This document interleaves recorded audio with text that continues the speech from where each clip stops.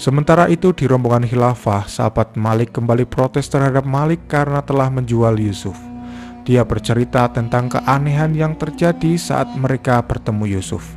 Mulai dari terjebak di dalam badai, sumur asin yang menjadi tawar, lalu menyembuhkan orang sakit, membuat Malik berpikir bahwa itu adalah sebuah mukjizat yang hanya bisa dilakukan oleh seorang nabi. Malik pun sangat menyesal karena berpikir akan untung, tapi dia malah merugi telah menjual wali Tuhan. Malik kembali lagi menanyakan asal-usul Yusuf yang sebenarnya, dan jika Yusuf tidak menjawab maka dia tidak akan pergi dari sana. Sebelum itu Yusuf menyuruh Malik untuk merahasiakannya dari siapapun. Pada akhirnya Yusuf pun mengaku bahwa dia adalah keturunan dari Nabi Ibrahim. Ana Yusuf ibnu Yaqub ibni Ishaq ibni Ibrahim al-Khalil. Malik sangat merasa berdosa karena dia telah menjual saudara sepupunya sendiri. Karena Yusuf merupakan cucu dari Nabi Ishak, sedangkan Malik cucu dari Nabi Ismail.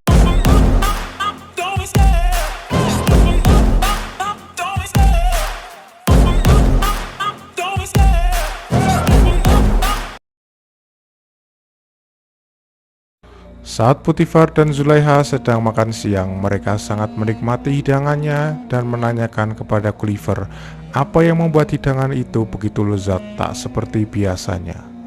Gulliver mengatakan bahwa makanan yang disajikan adalah makanan-makanan seperti biasa, hanya saja sedikit ditambah keriangan dan ketulusan hati. Itu juga karena kehadiran Yusarsif di sana yang membuat suasana hati mereka menjadi riang. Zulaiha mulai menanyakan kepada Yusarsif apakah dia mempunyai ilmu sihir karena bisa membuat semua orang tertarik kepadanya. Yusarsif pun menjawab bahwa dia tidak mengerti apa itu sihir. Karena hal itu, mulai besok Potifar menyuruh Yusarsif untuk mengurus hidangan makanan. Mereka menggantikan Huya yang sebelumnya mengurus semua hidangan Potifar dan Zulaiha.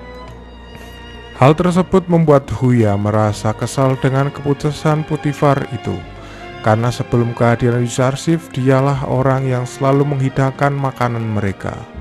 Ia juga takut jika dia dipindah tugaskan sebagai penambang batu di sebuah ladang. Yusarsif yang mengetahui jika Huya marah kepadanya meminta maaf dan akan berusaha mengatasi masalah ini.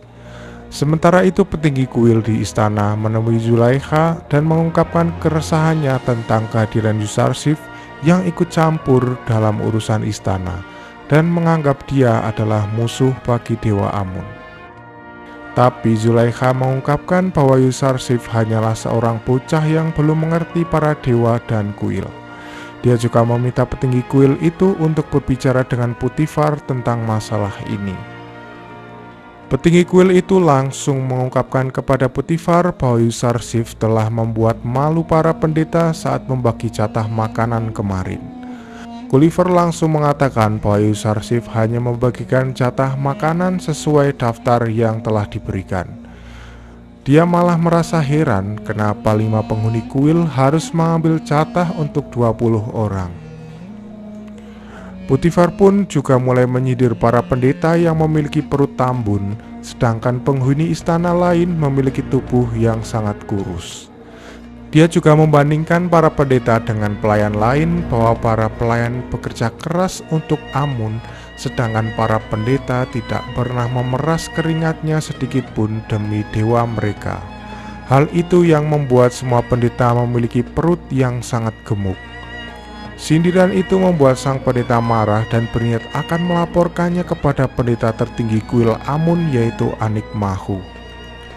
Di sini Zulaiha menanyakan kepada Potifar apakah ini semua disebabkan oleh Yusarsif. Potifar pun mengungkapkan bahwa ini semua bukan salah Yusarsif, melainkan pertikaian antara pemerintah Mesir dan kuil Amun sudah ada sejak dahulu kala. Zulaiha lalu berniat akan mendidik Yusarsif untuk menjadi pengikut Amun seperti dirinya. Sang pendeta langsung datang ke kuil Amun dan mengungkapkan keresahannya kepada Anik Mahu tentang masalahnya di istana Potifar. Dia juga menginginkan untuk tidak ditugaskan lagi di istana Potifar setelah ini. Anik Mahu langsung memarahinya karena seorang bocah bisa membuatnya takut seperti ini. Mereka yang akan berniat menggulingkan Amunhotep sang penguasa Mesir, tiba-tiba salah satu pembesar kuil takut kepada seorang bocah Ibrani dan ingin keluar dari istana. Anik Mahu pun langsung menyuruh pendeta itu untuk kembali ke istana tanpa diketahui orang lain. Kembali ke istana, Yusarsif yang kini sudah menjadi penyaji makanan kembali dipuji oleh Potifar karena keahliannya bisa menyajikan jamuan yang lezat dan beragam. Setelah itu Potifar menanyakan kepada Yusarsif apakah dia bisa membaca buku cerita. Yusarsif pun langsung menjawab bahwa dia juga bisa menceritakan kisah-kisah indah yang didengar dari ayahnya dulu. Hal itu langsung membuat Potifar menyuruh Yusarsif membacakan sebuah cerita sebelum ia tidur, karena dia sudah tidak tertarik lagi kepada orang yang sekarang membacakan cerita untuknya. Hal itu membuat Yusarsif bertanya kepada Potifar mau dikemanakan Sufer, sang pembaca cerita yang sebelumnya itu. Yusarsif mengungkapkan bahwa sebelumnya dia sudah menyebabkan seorang kehilangan pekerjaannya, dan dia tidak mau membuat Sufer kehilangan pekerjaannya juga. Kelembutan hati Yusarsif lah yang membuat Potifar sangat tertarik kepadanya. Dan pada akhirnya Sufer dan Huya akan diberikan pekerjaan yang layak di istana. Setelah itu Yusarsif mulai menceritakan sebuah cerita tentang Mesir di masa yang akan datang. Potifar sangat tertarik dengan cerita di buku itu karena itu perlu untuk direnungkan. Yusarsif pun mulai menceritakan isi di dalam buku itu bahwa kejayaan Mesir tidak akan abadi dan kezaliman pun akan berakhir. Nilai-nilai di Mesir akan berubah semuanya. Orang kaya dan orang miskin akan bertukar tempat. Para hartawan akan kehilangan istana dan pelayan mereka, dan dewa-dewa Amun tidak akan disembah lagi. Rakyat lalu akan mengambil alih kekuasaan dan menyembah Tuhan yang lebih tinggi dari Amun. Potifar pun mempercayai bahwa kejadian itu pasti akan terjadi kelak di Mesir, tapi dia tidak tahu kapan dan bagaimana caranya. Yusarsif langsung menjawab pernyataan itu bahwa yang bisa melakukan hal itu hanya utusan dari langit. Hanya dia yang bisa menundukkan kaum zolim serta melenyapkan Amun dan dewa-dewa selainnya. Potifar lalu menanyakan kepada Yusarsif apakah dia memusuhi Amun. Yusarsif menjawab pertanyaan itu secara cerdas dengan mengatakan bahwa Amun hanyalah sebuah batu dan hanya orang yang tak berakal yang memusuhi batu. Jawaban itu membuat Potifar tertawa terbahak-bahak karena Amun saja tak layak untuk dimusuhi.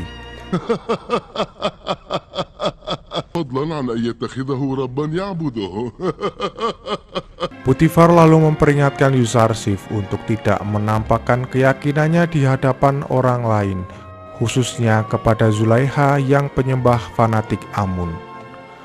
Potifar ini sebenarnya dulu menyembah Amun, tapi karena dia tidak suka dengan para pendeta yang suka berbuat semena-mena dan hanya memikirkan diri masing-masing, akhirnya dia memusuhi Amun dan sekarang tidak punya sesembahan sama sekali.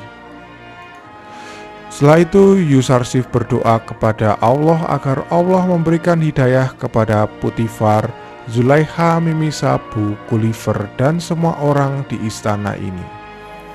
Ketika Yusarsif akan menuliskan surat untuk Yakub dan memberitahu keadaannya, malaikat Jibril datang dan mengatakan bahwa dia dilarang untuk memberitahu Yakub karena belum ada perintah dari Allah. Karena jika Yakub tahu keadaan Yusarsif saat ini, maka Yakub akan mengutuk para saudaranya yang akan membuat mereka menjadi sengsara. Ternyata di saat itu juga Kalimama mengamati Yusarsif dan akan melaporkannya kepada Zulaiha. Huya dan Sufer akhirnya diberikan pekerjaan yang layak oleh Potifar setelah menyanggupi permintaan Yusarsif kemarin.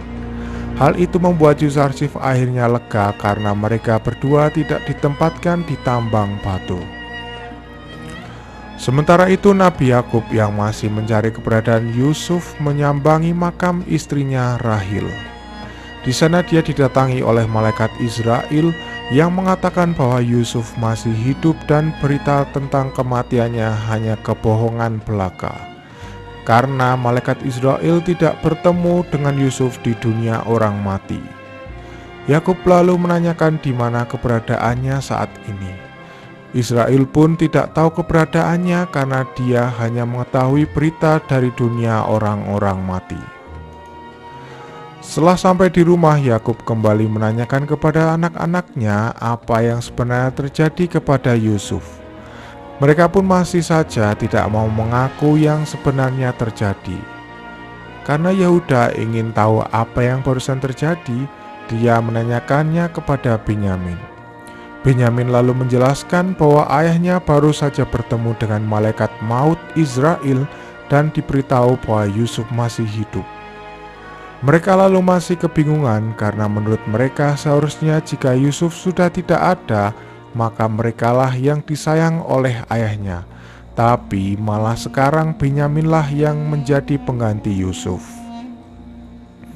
Akhirnya Yakub membangun rumah baru yang jauh dari rumah anak-anaknya untuk menunggu kedatangan Yusuf kembali. Sampai datangnya Yusuf, dia akan tinggal di gubuk itu sambil memandangi jalan di mana terakhir kali ia melihat Yusuf. Kembali ke istana, Kalimama yang tadi malam mengetahui Yusarsif berdoa kepada Tuhan lain memberitahu Zulaiha, dan mereka pun akan menyelidikinya di malam ini. Tapi hal itu diketahui oleh Mimi Sapu yang langsung memperingatkan Yusarsif bahwa Kalimama dan Zulaiha akan mengecek kamarnya nanti malam. Malam harinya ketika mereka mengecek kamar Yusarsif, ternyata Yusarsif sedang tertidur pulas. Hal itu membuat Zulaiha memarahi Kalimama karena dia mengatakan informasi yang tidak benar.